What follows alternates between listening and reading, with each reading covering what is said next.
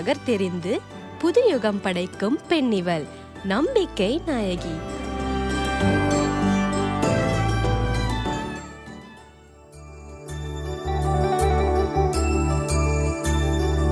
என் தேவனின் வெளிச்சம், என்னை ரட்சிப்பவரும் அவரே. என் ஜீவனுக்கு கரணானவர், நான் யாருக்கும் அஞ்ச மாட்டேன். என் தேவனின் வெளிச்சம், என்னை ரட்சிப்பவரும் அவரே. என் ஜீவனுக்கு கரணானவர், நான் யாருக்கும் அஞ்ச மாட்டேன்.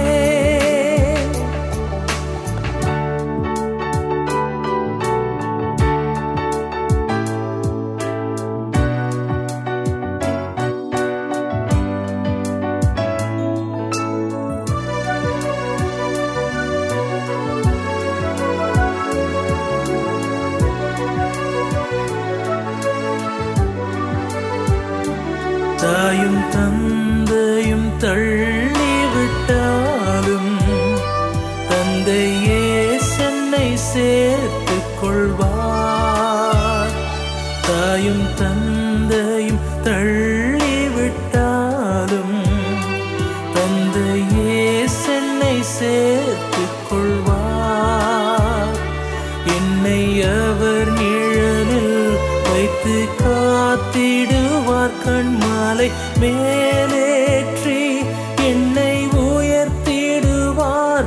என்னை அவர் நிழலில் வைத்து காத்திடுவார். கண்மாலை மேலேற்றி என்னை உயர்த்திடுவார். என் தேவனின் வெளிச்சம், என்னை ரட்சிப்பவரும் அவரே.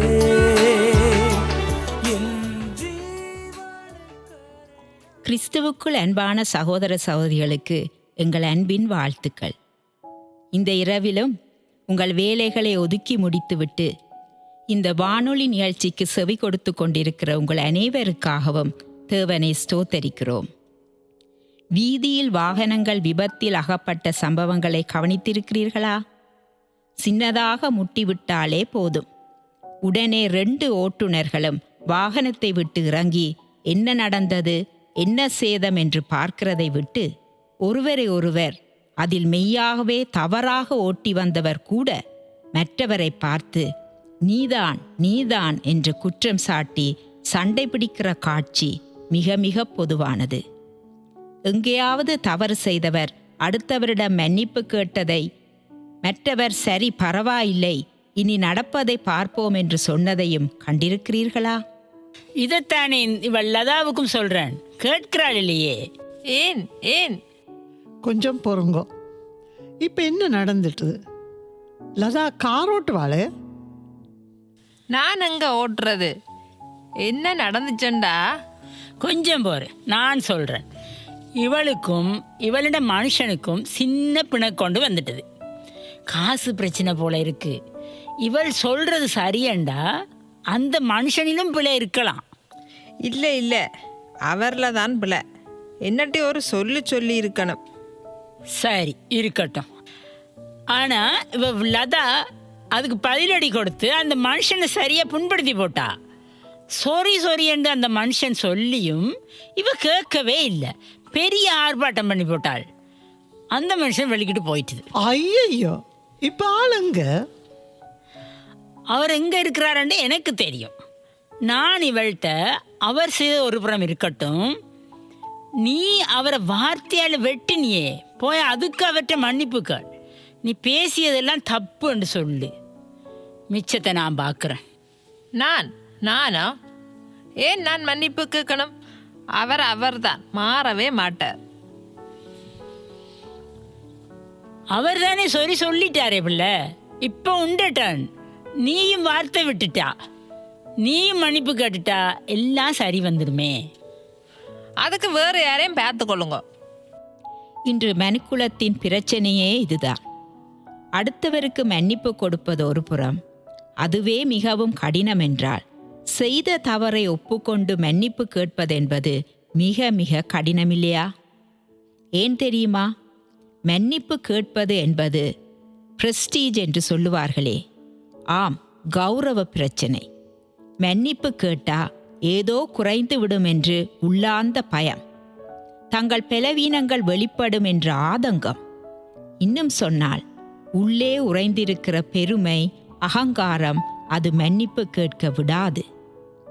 என் கடனாளிகளுக்கு நான் மன்னிக்கிறது போல என் கடன்களை, அதாவது பாவத்தை மன்னியும் என்று ஜெபிப்பதும், மன்னிப்பு மன்னிப்பு மன்னிப்பு தேவா என்று ஆண்டவரிடத்தில் மன்னிப்பு கேட்டு பாடுவதும் யார்? நாங்கள்தான். பாடுவது லேசான விடயம். ஏனென்றால் நாங்கள் கர்த்தரை நேருக்கு நேர் முகமுகமாக பார்ப்பதில்லை. ஆனால் நேரில் காணுகின்ற நமது சகோதரிடத்தில் மன்னிப்பு கேட்பதென்பது நமக்கு கௌரவ பிரச்சனையாகி விடுகிறது. இவன் என்னை இனி மதிப்பானா என்ற எண்ணம் தடுத்து விடுகிறது. விட்டு கொடுக்கும் மனப்பான்மை மழுங்கடிக்கப்படுகிறது. ஆனால் நாம் கண் காணும் மனிதரிடத்தில் மன்னிப்பு கேட்கும் போது அதுவே தேவனிடத்தில் மன்னிப்பு கேட்பதற்கு ஒப்பானது என்பதை நாம் நினைப்பதில்லை. பிரியமானவர்களே, உங்கள் கணவரோ மனைவியோ உங்கள் துணையிடம் நீங்கள் எப்போது கடைசியாக மன்னிப்பு கேட்டீர்கள் என்பது ஞாபகம் இருக்கிறதா? சில வருடங்களுக்கு முன்னர் வெளிநாடொன்றில் ஒரு பெரிய சபையின் போதகர் தனக்கு நேரிட்டதை கூறினார். கேட்ட எங்களுக்கு ஆச்சரியமாயிருந்தது. அவர் தன் மகனிடம் மன்னிப்பு கேட்டாராம். நடந்தது என்னவென்றால், தன் மனைவி மின்சாரத்துக்கான செலவீனத்தை இன்னமும் செலுத்தவில்லை என்று மேல் மாடியில் இருந்த இவர் தன் மனைவியுடன் கோபப்பட்டு காரசாரமாக பேசியிருக்கிறார். இதனை 14 வயது மாத்திரமே நிரம்பிய மகன் கீழே இருந்து கேட்டுக்கொண்டிருந்திருக்கிறான். தகப்பன் கீழே வந்தபோது மிகவும் கோபமாக அழுகை நிறைந்த முகத்துடன் நின்றிருக்கிறான். தகப்பன் தடுமாறிப்போய் மகன் என்று அழைத்தபோது, அப்பா, அம்மாவுடன் கோபிப்பதற்கு உங்களுக்கு யார் அதிகாரம் தந்தது என்று முகத்துக்கு நேரே கேட்டிருக்கிறான். திகைத்து போன அப்பா கீழே இறங்கி வந்து கொண்டிருந்த மனைவியிடம் சென்று அவளை அணைத்து கொண்டு மன்னிப்பு கேட்டிருக்கிறார். பின்னர் மகனிடம் வந்து, மகன், நான் அப்படி கோபித்து பேசியிருக்க கூடாது, சாரி என்று சொல்லியிருக்கிறார். இதன் பின்னர் மூவரும் இணைந்து ஜெபித்தனராம். அதன் பின்னர்தான் மகன் எழுந்து பாடசாலைக்கு சென்றிருக்கிறான். இதை கேட்டபோது அந்த போதகர் மீது எனக்கே ஒரு மரியாதை வந்தது. அவர் ஒரு போதகர், ஒரு தகப்பன் என்றாலும் அதையெல்லாம் ஒரு புறம் ஒதுக்கிவிட்டு பெற்ற மகனிடம் மன்னிப்பு கேட்ட இந்த தகப்பனை என்ன சொல்ல? இன்னும் ஒரு சம்பவத்தை சொல்லுகிறேன், கேளுங்கள்.